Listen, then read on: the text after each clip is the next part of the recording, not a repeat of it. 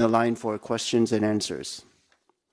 As usual, I would like to remind everybody that today's discussions may contain forward-looking statements that are subject to significant risk and uncertainties, which could cause actual results to differ materially from those contained in the forward-looking statements.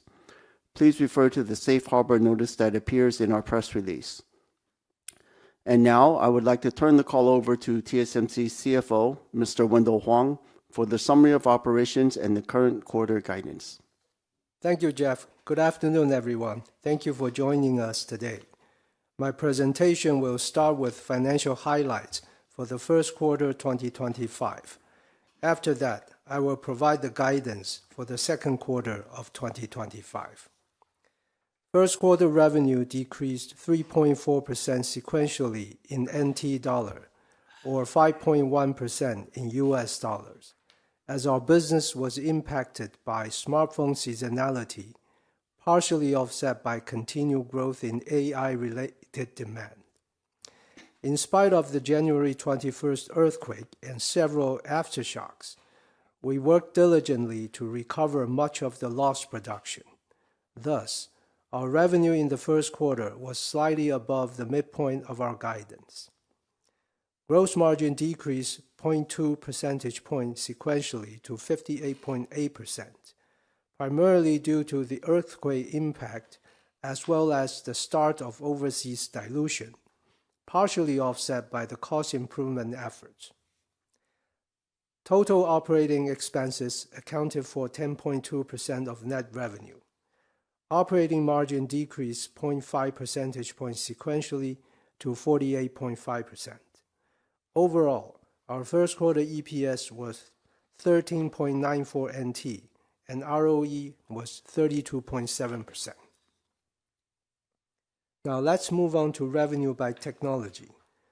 3nm process technology contributed 22% of wafer revenue in the first quarter, while 5nm and 7nm accounted for 36% and 15% respectively. Advanced technologies, defined as 7nm and below, accounted for 73% of wafer revenue. Moving on to revenue contribution by platform. HPC increased 7% quarter over quarter to account for 59% of our first quarter revenue. Smartphone decreased 22% to account for 28%. IoT decreased 9% to account for 5%. Automotive increased 14% and accounted for 5%. And DCE increased 8% to account for 1%. Moving on to the balance sheet. We ended the first quarter with cash and marketable securities of 2.7 trillion NT, or $81 billion. On the liability side, current liabilities increased by 135 billion NT, quarter over quarter, mainly due to the increase of 111 billion in accrued liabilities and others. The increase in accrued liabilities and others was mainly due to the accrual of income tax payables. On financial ratios, accounts receivable turnover days increased 1 day to 28 days. Days of inventory increased 3 days to 83 days, primarily due to the ramping of new overseas fabs. Regarding cash flow and CAPEX, during the first quarter, we generated about 626 billion NT in cash from operations, spent 331 billion in CAPEX, and distributed 104 billion for second quarter 2024 cash dividend. In addition, we raised 16 billion NT in cash from bond issuances. Overall, our cash balance increased 267 billion NT to 2.4 trillion at the end of the quarter. In US dollar terms, our first quarter capital expenditures totaled $10.06 billion. I've finished my financial summary. Now let's turn to our current quarter guidance. Based on the current business outlook, we expect our second quarter revenue to be between $28.4 and $29.2 billion, which represents a 13% sequential increase or a 38% year-over-year increase at the midpoint. Based on the exchange rate assumption of $1 to 32.5 NT, gross margin is expected to be between 57 and 59%, operating margin between 47 and 49%. Also, in the second quarter, we will need to accrue the tax on the undistributed earnings, retained earnings. As a result, our second quarter tax rate will be around 20%.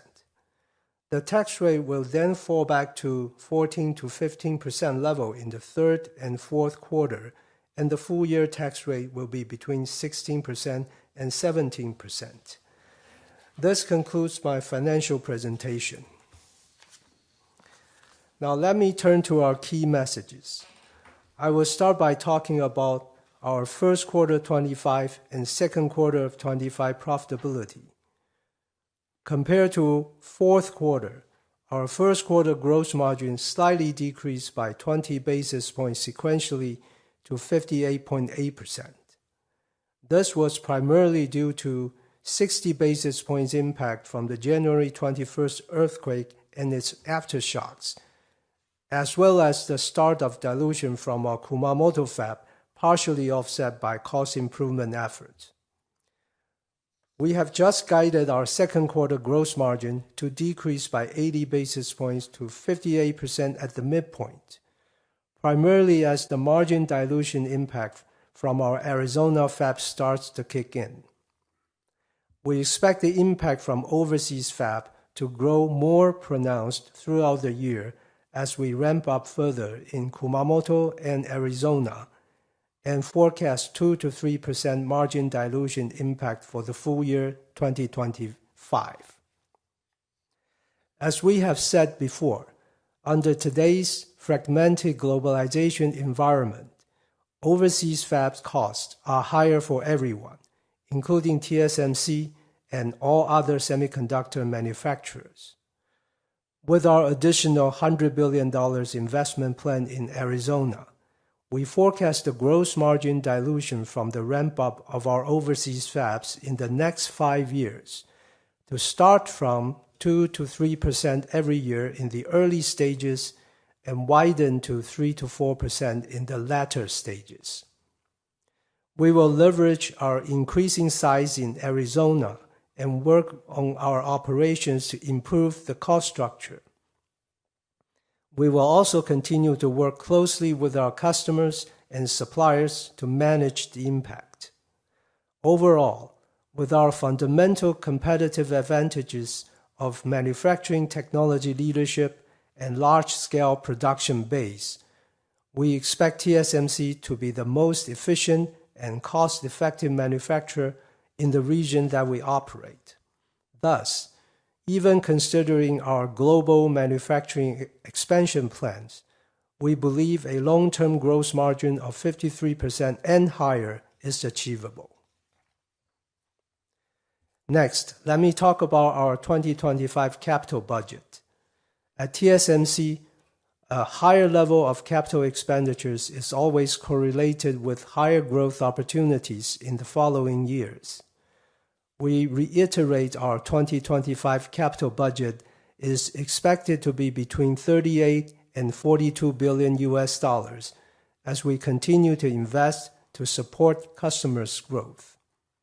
About 70% of the capital budget will be allocated for advanced process technologies.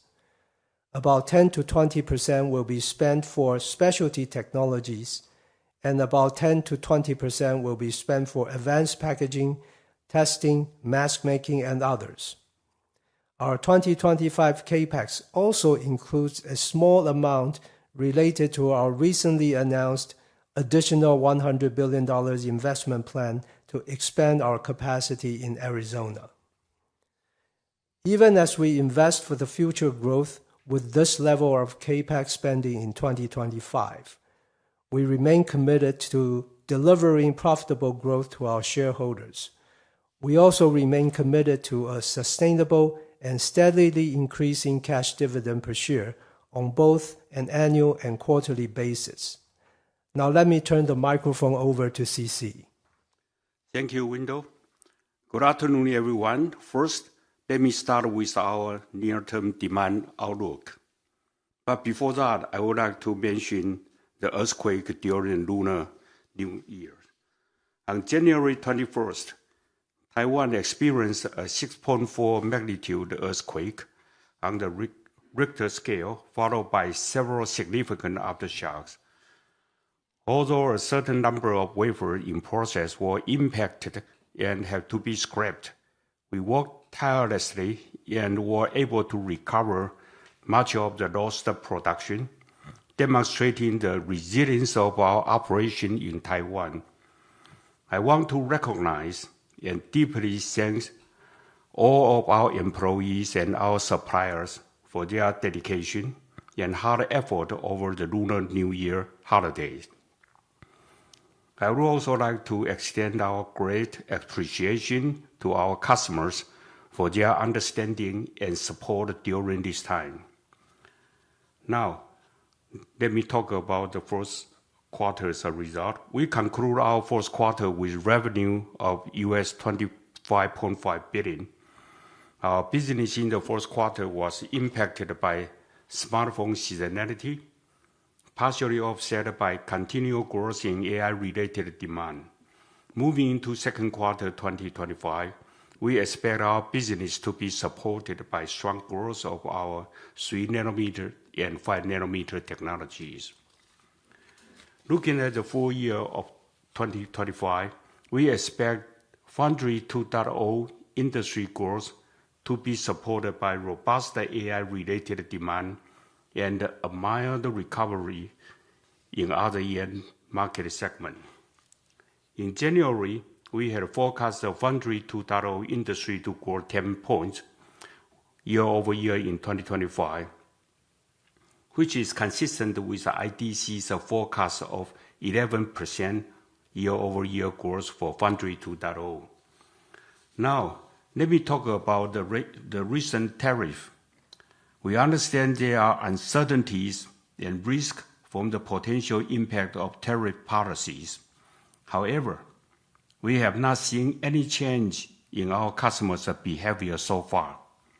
Therefore, we continue to expect our full year 2025 revenue to increase by close to mid-20% in US dollar terms.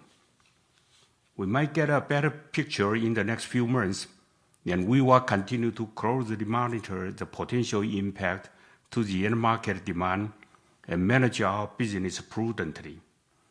Amidst the uncertainties, we continue to focus on fundamentals of our business, which are technology leadership, manufacturing excellence, and customer trust, to further strengthen our competitive position.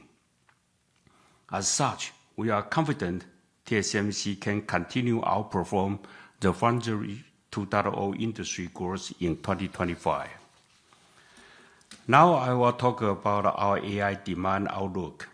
We continue to observe robust AI-related demand from our customers throughout 2025. We reaffirm our revenue from AI accelerators to double in 2025. The AI accelerators we define as AI GPU, AI ASIC, and HBM controllers for AI training and inference in the data center. Based on our customers' strong demand, we are also working hard to double our CoWoS capacity in 2025 to support their needs. Recent developments are also positive to AI's long-term demand outlook. In our assessment, the impact from AI reasoning models, including DeepSeek, will drive greater efficiency and help lower the barrier to future AI development. This will lead to wider usage and greater adoption of AI models, which all require use of leading-edge silicon. Thus, these developments only serve to strengthen our conviction in the long-term growth opportunities from the industry megatrend of 5G, AI, and HPC. To address the structural increase in the long-term market demand profile, TSMC employs a disciplined and robust capacity planning system. This is especially important when we have such high forecasted demand from AI-related business. Externally, we work closely with our customers and our customers' customers to plan our capacity. Internally, our planning system involves multiple teams across several functions to assess and evaluate the market demand from both a top-down and bottom-up approach to determine the appropriate capacity to build. Based on our planning framework, we are confident that our revenue growth from AI accelerators will approach a mid-40s% CAGR for the next 5 years period starting from 2024. Next, let me talk about TSMC's additional US $100 billion investment plan to expand in Arizona. All our overseas decisions are based on our customers' need. They value some geographic flexibility and necessary level of government support. This is also to maximize the value for our shareholders.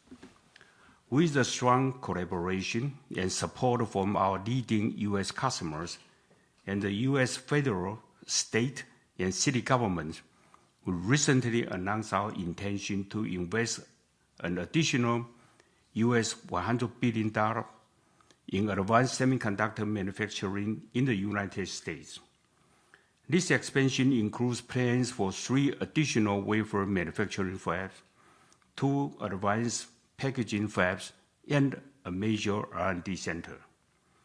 Combined with our previously announced plan to build 3 advanced semiconductor manufacturing fabs in Arizona, this brings our total investment in the U.S. to US $165 billion to support the strong multi-year demand from our customers. Our first fab in Arizona has already successfully entered high-volume production in 4Q24, utilizing N4 process technology with a yield comparable to our fab in Taiwan. The construction of our second fab, which will utilize the 3nm process technology, is already complete, and we are working on speeding up the volume production schedule based on the strong AI-related demand from our customers. Our third and fourth fab will utilize N2 and A16 process technologies, and with the expectation of receiving all the necessary permits, are scheduled to begin construction later this year. Our fifth and sixth fab will use even more advanced technologies. The construction and ramp schedule for this fab will be based on our customers' demand. We also plan to build 2 new advanced packaging facilities and establish an R&D center in Arizona to complete the AI supply chain. Our expansion plan will enable TSMC to scale up to a gigafab cluster to support the needs of our leading-edge customers in smartphone, AI, and HPC applications.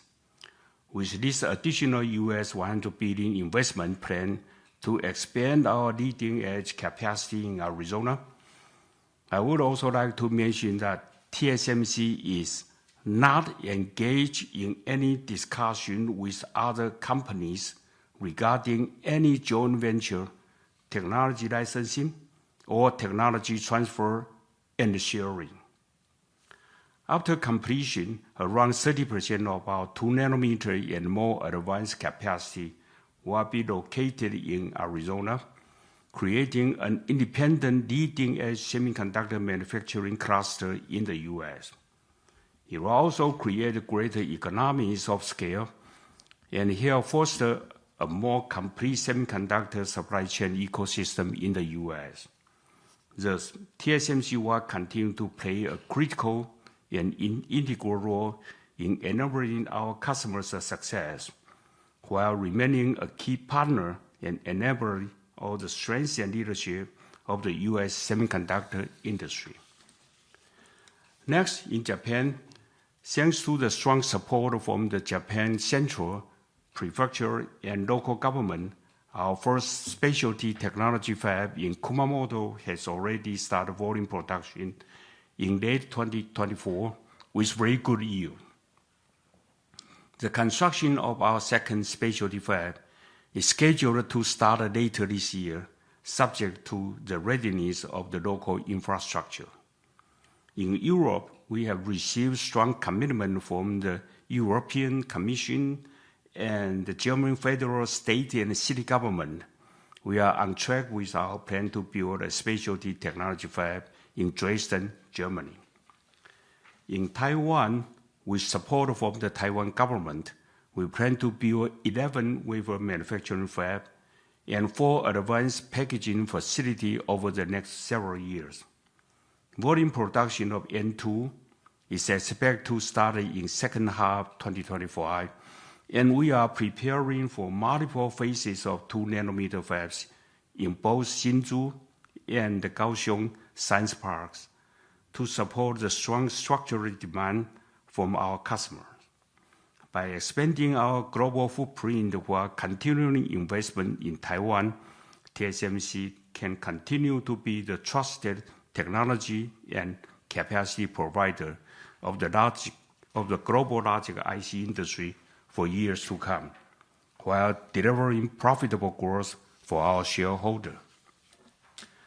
Finally, I'll talk about our N2 status and A16 introduction. Our 2nm and A16 technology leads the industry in addressing the insatiable need for energy-efficient computing, and almost all the innovators are working with us. We expect the number of new tape-out for 2nm technology in first 2 years to be higher than both 3nm and 5nm in their first 2 years, fueled by both smartphone and HPC applications. N2 will deliver full node performance and power benefits with 10 to 15% speed improvement at the same power, or 20 to 30% power improvement at the same speed, and more than 15% chip density increase as compared with N3E. N2 is well on track for volume production in second half of 2025 as scheduled, with a ramp profile similar to N3. With our strategy of continuous enhancement, we also introduced N2P as an extension of N2 family. N2P features further performance and power benefits on top of N2, and volume production is scheduled for second half 2026. We also introduced A16 featuring Super Power Rail, or SPR, as a separate offering. Compared with the N2P, A16 provides a further 8 to 10% speed improvement at the same power, or 15 to 20% power improvement at the same speed, and additional 7 to 10% chip density gain. A16 is best suited for specific HPC products with complex signal route and dense power delivery network. Volume production is scheduled for second half 2026. We believe N2, N2P, A16, and its derivatives will further extend our technology leadership position and enable TSMC to capture the growth opportunities well into the future. This concludes our key message, and thank you for your attention. Thank you, CC. This concludes our prepared statements. Before we begin the Q&A session, I would like to remind everybody to please limit your questions to 2 at a time to allow all the participants an opportunity to ask their questions. Should you wish to raise your question in Chinese, I will translate it to English before our management answers your question. For those of you on the call, if you would like to ask a question, please press the star then 1 on your telephone keypad now. If at any time you'd like to remove yourself from the questioning queue, please press star 2. Now let's begin the Q&A session. Operator, can we please proceed with the first caller on the line? The first one to ask question, Gokul Hariharan from JP Morgan. Thank you very much. Good afternoon. And first of all, thanks for clearing the air on all those JV-related news reports. I think a lot of people needed that. Thank you. My first question is on AI demand. So CC, there has been a lot of talks about CoWoS order adjustments and some concerns about AI demand. You did talk about CoWoS capacity doubling. Could you talk a little bit about how you see demand versus supply? I think last time we talked about this, you did indicate CoWoS demand is still well above supply. Could you talk a little bit about how the situation is looking for CoWoS demand versus supply this year, and maybe a little bit of early color on 2026 also as you plan for the capacity? All right. Thank you, Gokul. For everyone's benefit, let me try to summarize your first question. So again, Gokul's first question is on the AI-related demand. He notes there's been a lot of noise around CoWoS and order cuts and such. So he would like to ask CC, what is the thinking or strategy for TSMC? CoWoS still doubling this year? Is the demand still exceeding the supply? And how is the CoWoS capacity and supply, or supply and demand, I should say, look like going into 26 if CC is able to provide any color? Okay, Gokul.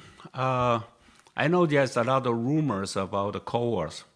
The last time when we talked about the CoWoS, the demand is almost insane and much, much higher than we can prepare.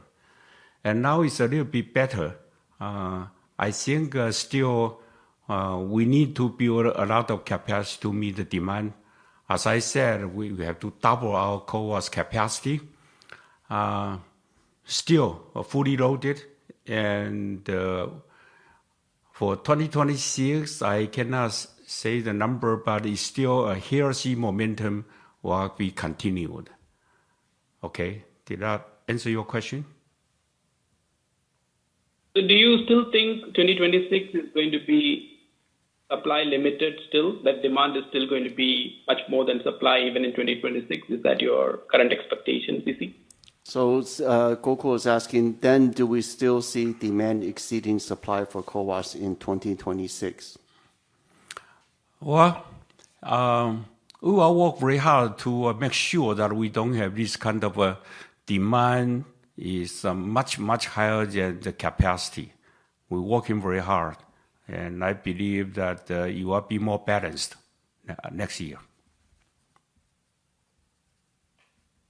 Thank you. My second question is on the U.S. investment and all this persistent rumors about involvement in your competitors' operations, etc.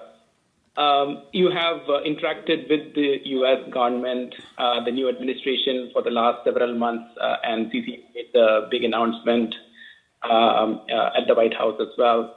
Just wanted to understand what is TSMC's kind of impression in terms of what is required now that there is also the semiconductor tariff investigation going on. What is TSMC's impression of what is required over the next 2-3 years in terms of reshoring of capacity, both from a U.S. administration perspective, also from your U.S. customers' perspective? And I think Wendell also indicated that the margin dilution may be slightly bigger as we go along. So could you talk a little bit about how much of the value can you pass on to the customers as the expansion becomes a little bit more accelerated? Thank you. Okay, so Gokul's second question is a bit involved, but he's asking about, again, a lot of talk about, our recent announcement for an additional $100 billion expansion in the U.S. Again, talk about this involving a competitor. CC, has been speaking to the U.S. government. There's still potential semiconductor tariff. So his question is really, from TSMC's point of view, what do we think is required for more onshoring in the U.S.? Can we share the perspective from the U.S. government, or more directly, what our customers are asking us to do in terms of reshoring? That's the first part. Then the second part will maybe Wendell can address on the margin. Really? Okay. I thought that's a very long question. Let me answer that. Yes, we have talked with U.S. government officials, and the reason we are expanding in Arizona, actually, let me say again, is all because of our customers' request, and that because of they have very high demands. I announced it to in other occasions, say that very strong AI demand from U.S. customers such as Apple, NVIDIA, AMD, Qualcomm, and Broadcom. And so that we need to expand our capacity in the U.S. and to support them. We talk with the U.S. government and to ask for their help in getting the necessary permits so we can start the fab. And as a result, I would expect our 2 nanometers of capacity, around 30% will be in Arizona. And that will be also an independent leading edge semiconductor manufacturing cluster. Okay? And then Gokul, the second part of your question is related to Wendell had mentioned that the margin may widen. So Gokul's second part of the question, I think, was related to pricing. And what is our strategy or approach here as we expand overseas? Is that correct? That's right. Yeah. Hey, Gokul, you're asking about the pricing. As we always said, reflecting our value is a continuous and ongoing process for TSMC, as we're in a very capital-intensive business. So we need to have a very high gross margin to earn the sustainable and healthy return. And that is why we set up our pricing strategy. Geographic manufacturing flexibility is an important part of our value proposition to the customers. We are already discussing this with our major customers, and the progress is so far so good. Okay, Gokul? Okay, understood. Thank you. All right, thank you. Operator, can we move on to the next participant, please? The next to ask question, Bruce Liu from Goldman Sachs. Please ask your question. Okay, thank you for taking my question. I think the geopolitical risk, micro concerns, is one of the major uncertainty nowadays. The last 2 days we have H20 being banned in China, blah, blah, blah. So how does that impact to TSMC forecast and production planning? Right? Do we have enough other customer and demand to keep our advanced node capacity fully utilized? Or how does that change our long-term production planning moving forward? Okay, Bruce, thank you. Your first question is related, he's talking about geopolitical risk, or I guess some of the recent rules and announcements, specifically the ban on H20. So his question is, how does this impact TSMC's business? How does this impact our capacity planning and our strategies? Bruce, let me answer this question. Of course, we do not comment on specific customers or product, but let me assure you that we have taken this into consideration when providing our 4 years growth outlook. Did I answer the question? Yes, but I want a little bit more about I'm sure you guys did a lot of sensitivity analysis, like what kind of impact it's gonna be, or can you share with how much buffer we got? Like, you assume how comfortable we have to maintain our current capacity planning moving forward, or current utilization rate though? Okay, so Bruce is asking for some more color in terms of what type of buffer or what type of room we have in making our decisions for the long-term capacity planning. Well, actually, we know a lot of people right now speculate a lot of things, but again, we are mindful of the potential impact from all the recent tariff announcements, especially the potential impact to the end market demand. We'll continue to watch it carefully. Having said that, we have not seen any change in our customers' behavior so far. And so we stick on our forecast. I see. Thank you. Let me switch gear to a little bit for the non-U.S. capacity expansion. I think yes, as we understand that the current capacity utilization for mature node is underutilized, right? Do we consider to slow down the capacity expansion in Japan or Europe, or just relocate the current equipment from Taiwan to Japan or Europe instead of building the new one? We don't want. Why do we want to expand the capacity for the mature node, which management already mentioned that it's an oversupply industry, though. If we relocate them, we can squeeze more space, clean room in Taiwan for more advanced node. Okay, so Bruce's second question is around mature node and our expansion into Europe and Japan. His question really is, given that the capacity of mature node and 7 nanometer are underutilized, number one, are we considering to slow down our expansions in these places? And then number two, would we consider using current relocate equipment from Taiwan to overseas rather than just the pure new expansion or greenfield expansion? Bruce, let me answer the first part of the question.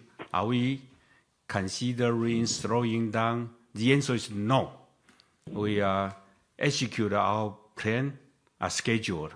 The reason is very simple, because of this kind of mature node is a specialty technologies demand, which my competitor did not have a capacity or capability to support.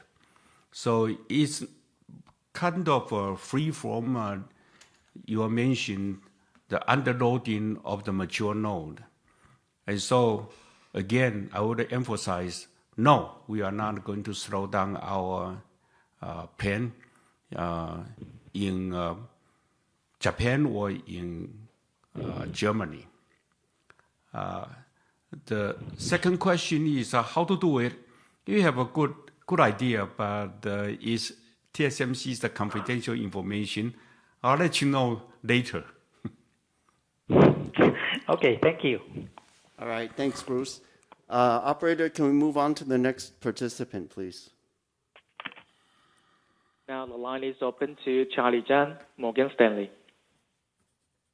Hi, good afternoon, gentlemen. Thanks for taking my question. So my first question is really very specific on the semiconductor tariff on either Taiwan or TSMC's leading edge. So I'm wondering, first of all, does the TSMC get involved in all those tariff negotiation between Taiwan government and the U.S. government?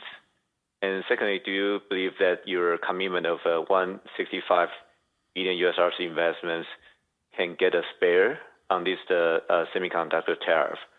Because in your previous comment, you seem to only concerned about the tariff impact on consumer tech demand, but I think global investors are also very concerned about additional tariff on this semiconductor category. Can you give us some color? Thank you. Okay, let me summarize your question. First question, Charlie. So Charlie's first question is on semiconductor tariffs. He wants to know what is our comment or view on potential tariffs on Taiwan, reciprocal tariffs, or semiconductor-specific tariffs.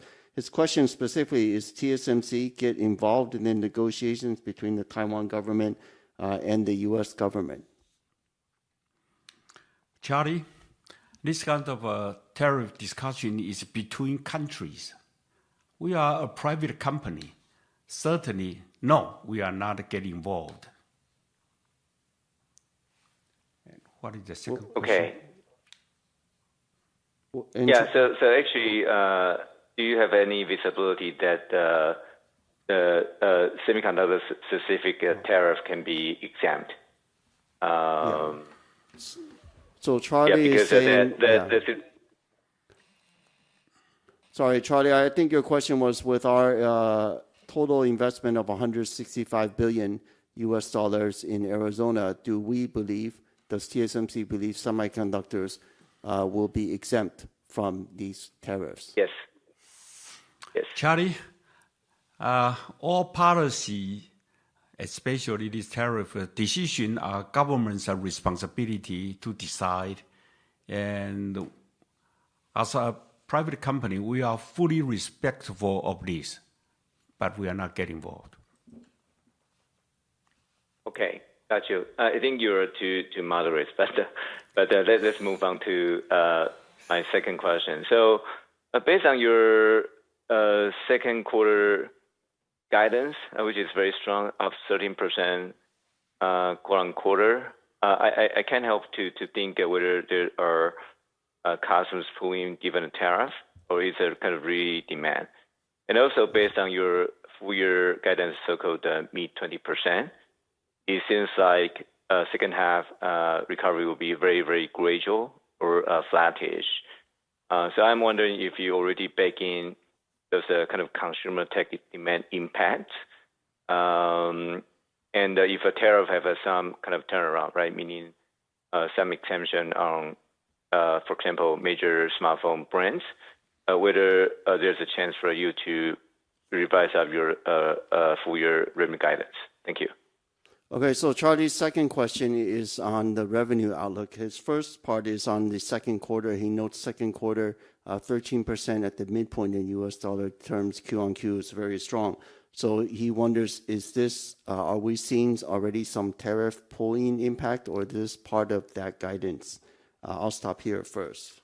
Yeah, Charlie, we have, as we said in the prepared remarks, we haven't seen any changes in customers' behavior so far. Our second quarter growth is driven mainly by strong demand for the 3 nanometer and 5 nanometer technologies, underpinned by the growth in our HPC platform. As I said, we haven't seen observe any changes in customer behavior in terms of pooling or due to tariffs. It's probably better to ask them directly. And the second part, then, Charlie is asking about what the second quarter guidance implies, limited half-on-half growth. So is that also because we are assuming something from tariff impact to consumer demand, or why is that? Charlie, as we also said in the prepared remarks, there are uncertainties and potential risks from tariffs exist. So far, that's what we are able to share with you is we stick to the mid-20 or close to mid-20% year-over-year growth, no different from the previous quarter. I see. So I think that's really what we want. But I think your answer to Gokul's previous question on long-term margin dilution was a little bit unclear because we thought that the 2 to 3% margin dilution from overseas theft should remain to be the case, but it seems like it's widening. So I'm not sure if it is because you are further accelerating your U.S. fab expansion, or some cost item or pricing item are not in your expectations versus maybe 1 or 2 months ago. Okay, I think so. Charlie is asking basically how come the dilution in the latter period widens to 3 to 4%. What are the drivers or reasons behind it? Yeah, Charlie, the widening of dilution on the gross margin in the later part of the 5-year period is mainly from inflation in cost and also potential tariff-related cost increases. Those are the reasons. Mm. Okay. Oh, I see. Okay, thank you. Okay, thank you, Charlie. Okay, operator, let's move on to the next participant, please.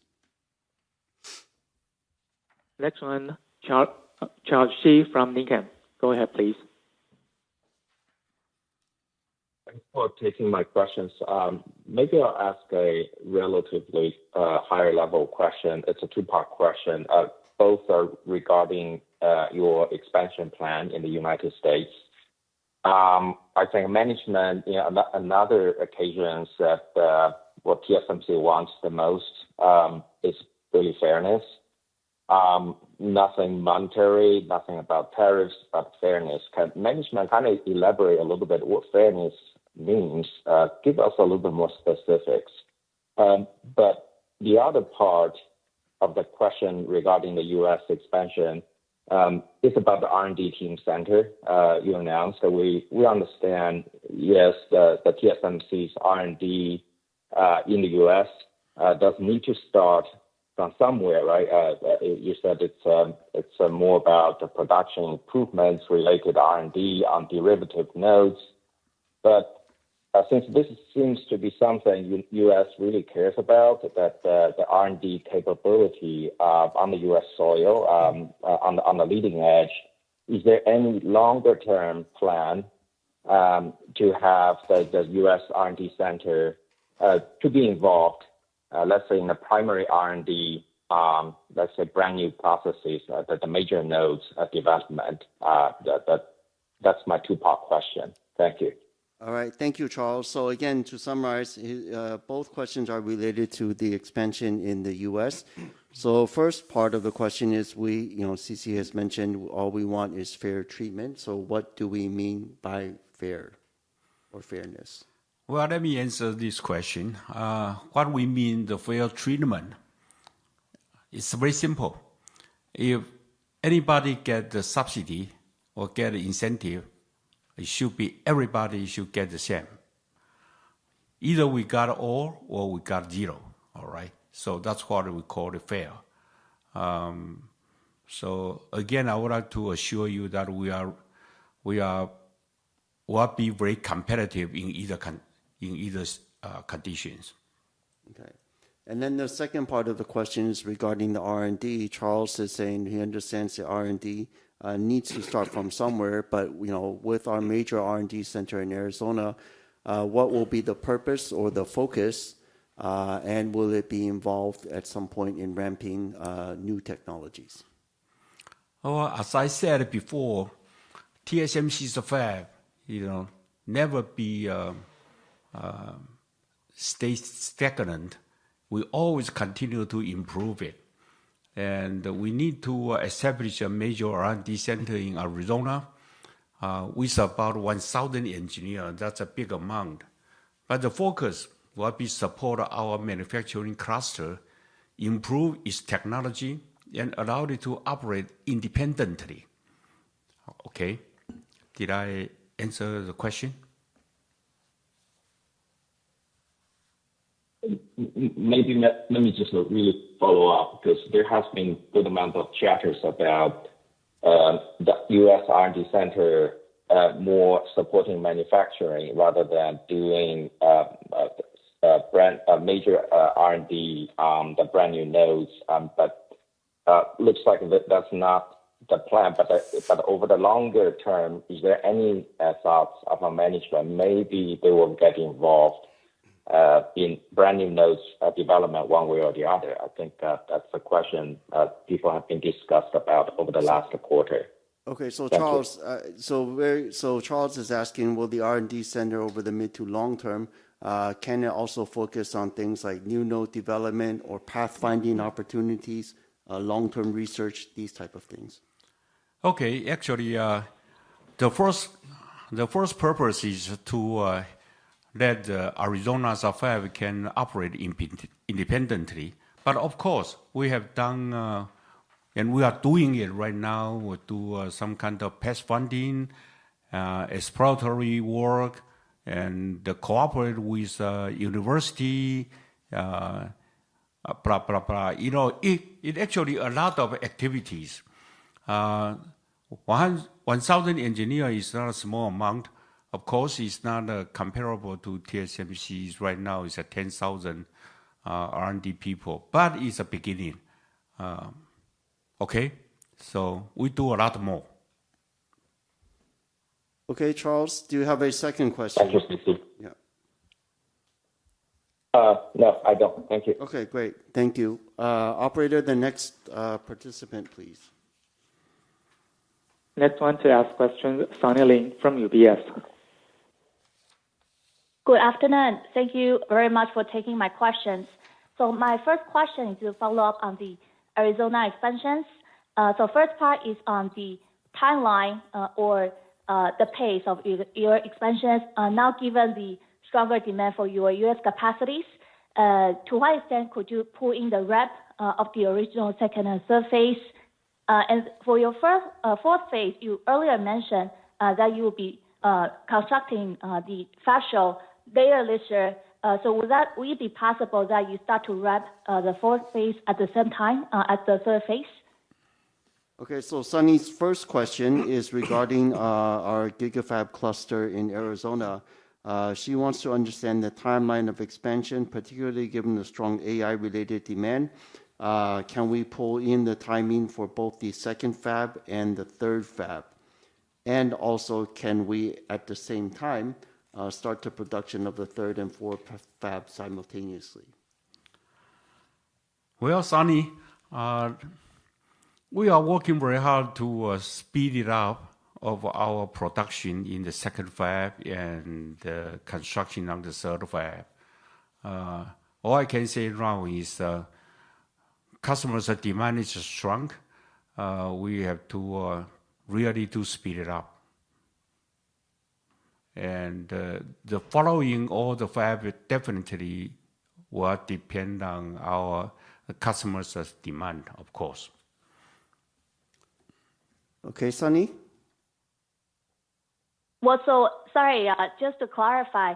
So the second phase originally is planning for production in 2028. So now should we assume it to be from maybe mid-2027 or even first half of 2027? And for the third phase, since you are building the fab show this year, so will the production start maybe 1 year ahead versus the original timeline of 2030? Okay, so Sunny, specifically, so the second one we said we're speeding up. Can we give some context of a time frame? And then for the third fab, will we also speed it up? Could that also be moved forward? Okay, yes, we are speeding it up. How fast? The second fab, as you said, it should be poured in. And this one, we are working hard to pour in at least a couple of quarters. That's at least. On the third fab, actually, I did not speak the whole thing. It's also being constrained by the labor shortage of Arizona, and we need to get all the permits, everything, etc. So I cannot give you a very definite date yet, but we are going to update you probably in the next quarter or 1 quarter after that.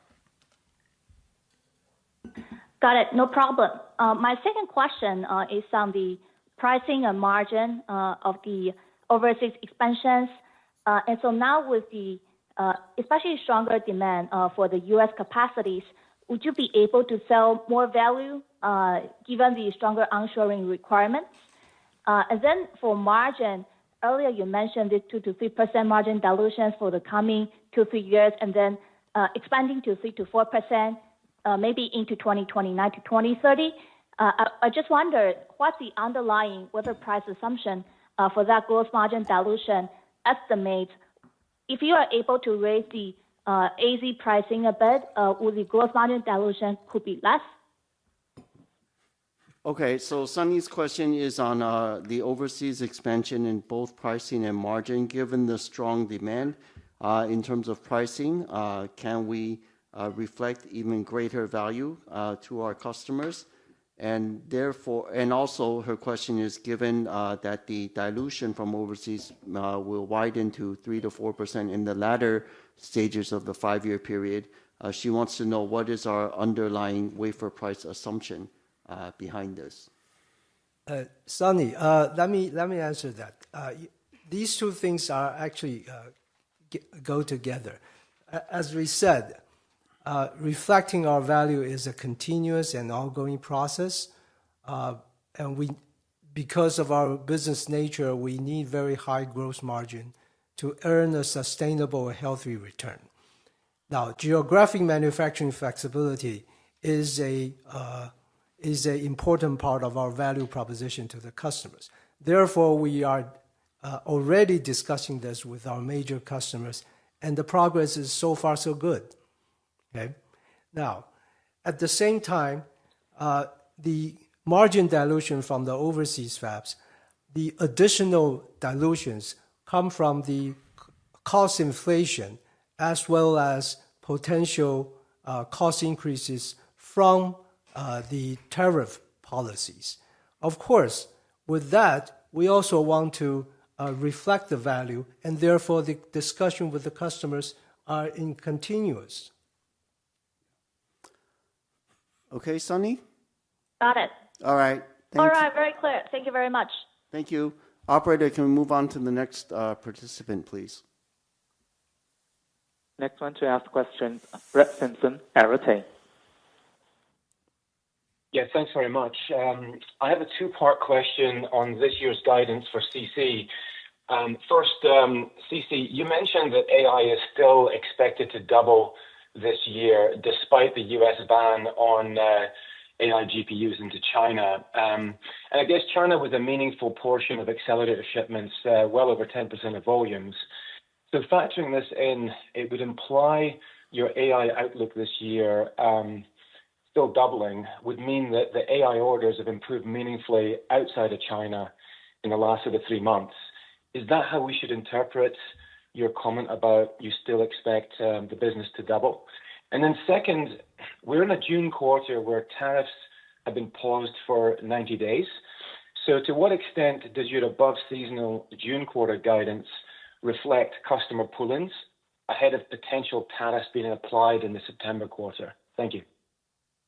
Okay, so Brett, his question is on, again, the one part is on the AI demand that although there's a ban in China on certain AI chips or products, that we reiterated our AI accelerator growth will double this year. So his assumption is that implies a strong non-China AI-related demand, and wondering what is the mechanics, or can we comment behind that?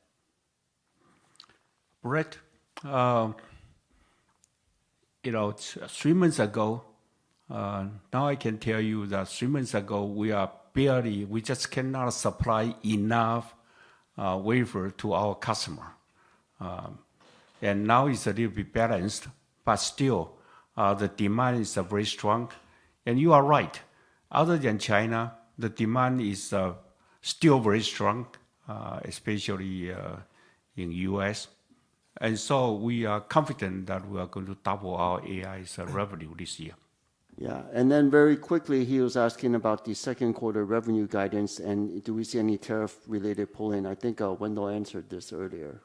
Yeah, I think that we have, as CC said in his prepared remarks, we haven't seen any changes in customer behavior. The growth in second quarter was primarily due to the demand from our 3-nanometer and 5-nanometer technologies, underpinned by the demand from the HPC platform. Okay, do you have a second question, Brett? Sorry. Yeah. Thanks, Jeff. My second question was for Wendell, and thanks for clarifying that, Wendell. Follow-up is on shareholder returns.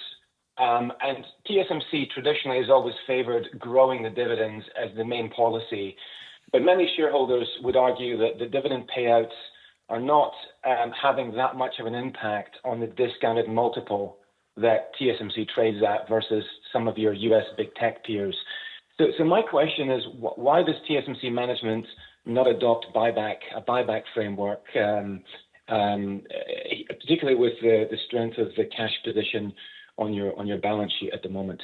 Thank you. Okay, thank you, Brett. So Brett's second question is circulated on shareholder return. He notes TSMC's policy has always been a stable and steadily increasing cash dividend and focus on cash dividend payout. His question, is why do we not consider adopting more of a buyback policy, share buyback policy? Okay, Brett. We've done studies long time ago, and we continue to revisit that. We also talk to investors. Our conclusion stays the same. The sustainable and steadily increasing dividends is a better way of returning cash to the shareholders.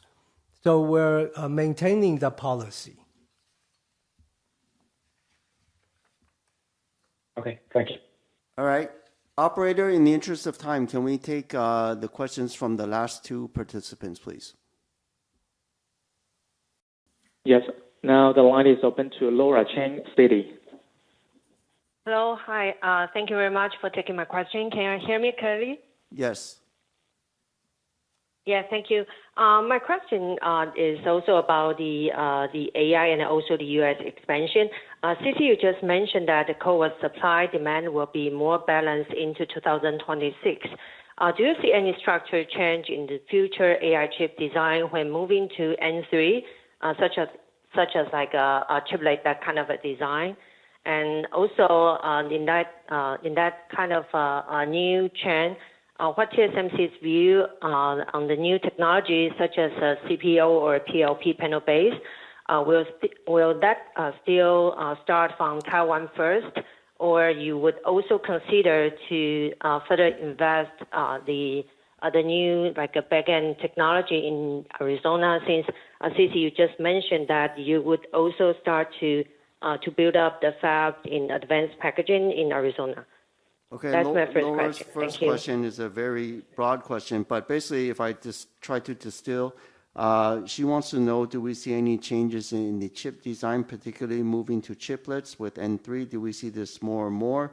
What about the role of things like co-packaged optics and panel-level packaging? And I think the essence of her question, will we continue to use our advanced packaging technologies like CoWoS or SOIC in Taiwan first, or is this also part of the plan for the expansion in Arizona?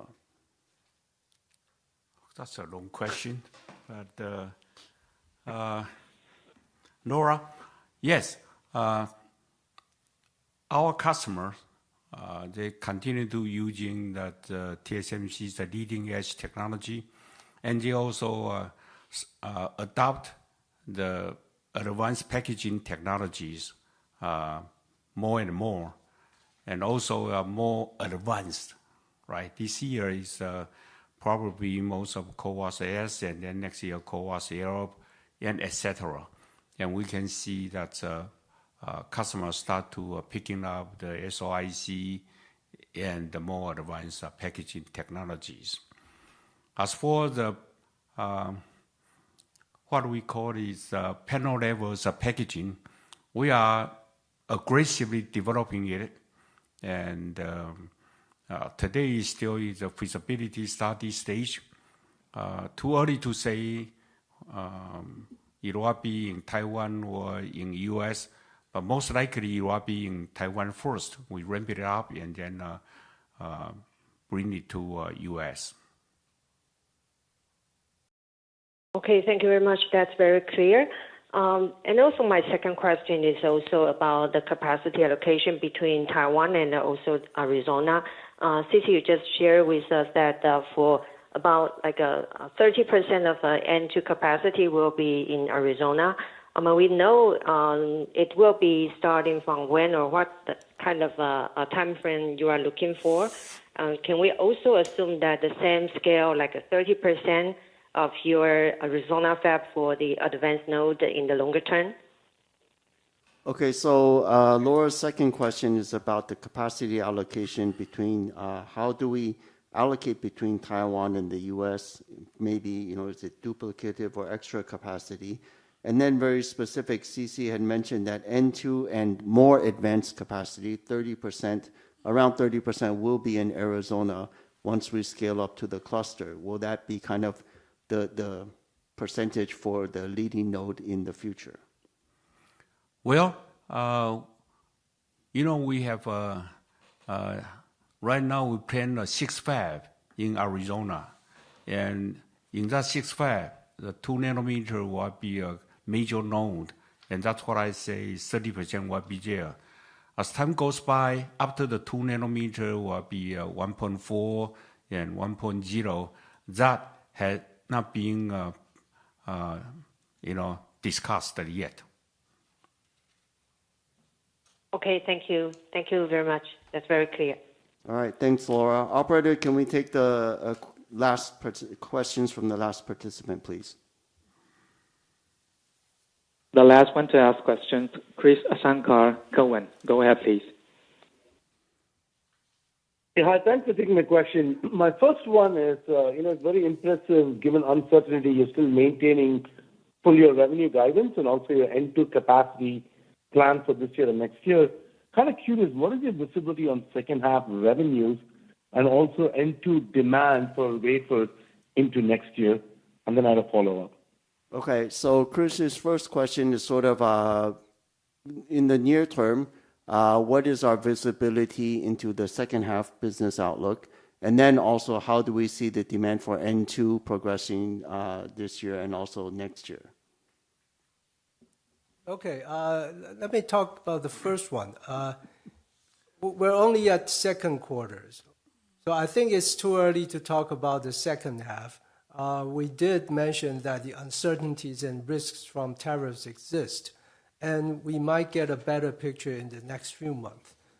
So we can probably update you in the next earnings call. And then the second part of it is on the demand visibility of our 2 nanometer. So far, it's very strong.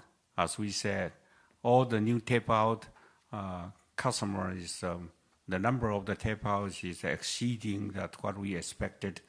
And as we said, the number of the new tape-outs is much higher than the 3 nanometer and 5 nanometer in the same period of time. Okay, and did you have a second question, Krish? Got it. Very helpful. Yeah. Yes, Jeff. Yeah, just one quick follow-up. You spoke about the Japan fab. I'm curious, what is the capacity installed in Japan today, and how do you think about the revenue contribution this year from Japan? Oh, okay. Krish's second question is related to our first specialty technology fab in Japan. He wants to know what is the capacity installment for this specialty technology fab and also the revenue contribution from JASM. Yeah, the capacity for the fab will be 40K when it's ramp up. The revenue for this year compared to the whole company is really not significant at this moment. Okay, Krish? Got it. Thank you, Wendell. Thank you, Jeff. Thank you very much. No problem. Okay, thank you, everyone. This concludes our question and answer session. Before we conclude today's conference, please be advised that the replay of the conference call will be accessible within 30 minutes from now. The transcript will become available 24 hours from now, and both will be available through TSMC's website at www.tsmc.com. So thank you again for joining us today. We hope everyone continues to stay well and hope to you will join us again next quarter. Goodbye and have a good day. Take care. Thank you.